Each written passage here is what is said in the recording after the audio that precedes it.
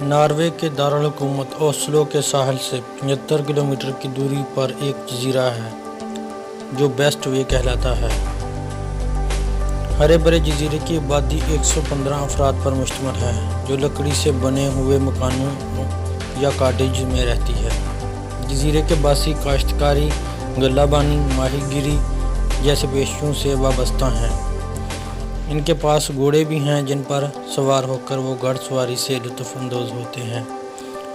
یہاں پر ایک tennis code اور سوانا بھاپ سے غسل کرنے کی جگہ کی سہولت بھی موجود ہے جو جزیرے کے خوبصورت ساحل پر مقیم غسل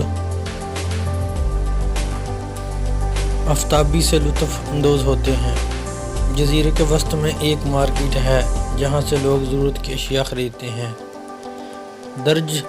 درج بالا تفاصیل سے آپ کے ذہن میں ایک جزیرے پر مشتمل بسے ہوئے پرسکون گاؤں کا تصور ابھرا ہوگا جہاں کے باسی خوش و خرم زندگی گزار رہے ہوں، مگر یہ جان کر حیران ہوں گے کہ یہاں بیسٹ وے پر کوئی گاؤں آباد نہیں بلکہ یہ ایک سرکاری جیل ہے اور یہاں رہنے والے 115 افراد قیدی ہیں۔ ان قیدیوں میں خطرناک قاتل اور منشیات فروش بھی شامل ہیں۔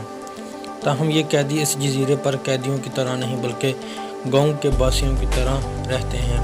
دلچسپ بات یہ ہے کہ نہ تو وہ جزیرے کے اطراف کوئی حفاظتی دیوار تعمیر ہے اور نہ ہی خاردار تاریں لگی ہوئی ہیں۔ یہاں خون خوار کتوں کی زنجیریں تھامے مسلط محافظ گشت کرتے نظر آتے ہیں۔ 5 محافظ ضرور ہیں مگر وہ رات میں صرف چوکیداری کے فرائض انجام دیتے ہیں۔ نہ ہی قیدیوں کو کوٹریوں میں رکھا جاتا ہے۔ رات کے کھانے میں قیدیوں کو ان کی من پسند ڈشیں فراہم کی جاتی ہیں، البتہ ناشتہ انہیں خود تیار کرنا پڑتا ہے۔ ناشتے کا سامان